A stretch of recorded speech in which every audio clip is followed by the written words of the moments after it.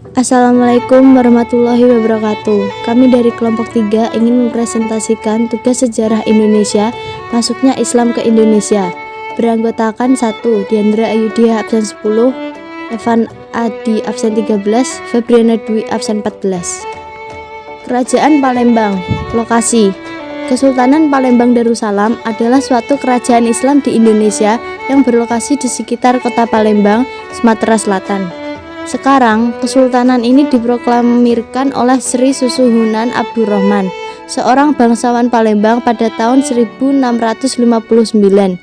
dan dihapuskan keberadaannya oleh pemerintah kolonial Belanda pada 7 Oktober 1823. Proses masuknya Islam. Islam masuk ke Palembang diperkirakan pada awal abad ke-1 Hijriah atau awal abad ke-8 Masehi. Tokoh-tokoh ulama dan pemuda masyarakat dengan intensif membina umat pada awal abad ke-15 Masehi. Tersebutlah nama Syekh Al-Samad Al-Jawi Al-Palembani. Peran beliau sangat besar pasca berakhirnya kerajaan Palembang pada awal abad ke-19 Masehi. Sistem pemerintahan. Kesultanan Palembang dilaksanakan tanpa berlandaskan pada undang-undang tertulis, tapi berdasarkan adat istiadat yang berlaku. Kala itu, sabda Pandita Ragu betul-betul berlaku. Lain kata, segala yang diutarakan Sultan berlaku sebagai undang-undang atau hukum atau fatwa sebagai peraturan yang harus dijalankan. Sosial dan budaya. Pada masa itu, interaksi yang ada di kota Palembang sangat dipengaruhi oleh tingginya mobilitas dari para pedagang yang datang dan singgah di pelabuhan, seperti pedagang Cina dan Arab, dan mereka lebih suka menggunakan bahasa Palembang atau Melayu sebagai bahasa sehari-hari. Selain itu, mereka banyak menghabiskan waktu di rumah atau berdagang di atas perahu di Sungai Musi. Ekonomi. Kesultanan Palembang berada kawasan yang strategis dalam melakukan hubungan dagang terutama hasil rempah-rempah dengan pihak luar.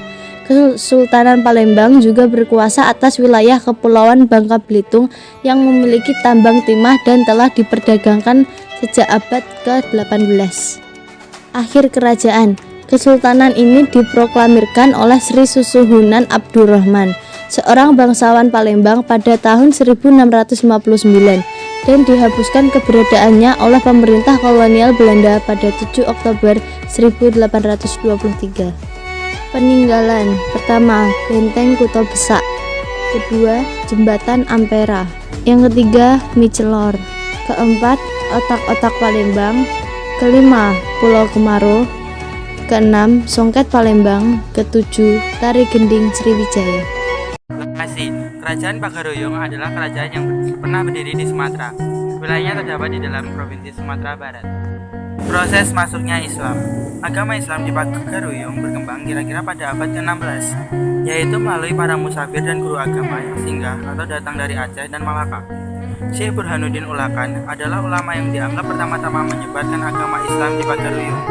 Pada abad ke-17, kerajaan Pagaroyong akhirnya berubah menjadi Kesultanan Islam. Raja Islam yang pertama disebutkan bernama Sultan Alim. Sistem pemerintahan. Kerajaan Ruyung memiliki sistem pemerintahan 3 raja di puncak pemerintahannya, atau yang disebut juga Raja 63 Selo. Sosial budaya. Kehidupan sosial budaya kerajaan Pagaroyong hampir sama dengan kerajaan Sumatera lainnya, yang memiliki ciri khas merantau dan persaingan. Masyarakatnya gemar perdagangan dan dinamis. Kerajaan Pagaroyong juga mendasar pada kesadaran akan identitas khas mereka. Ekonomi.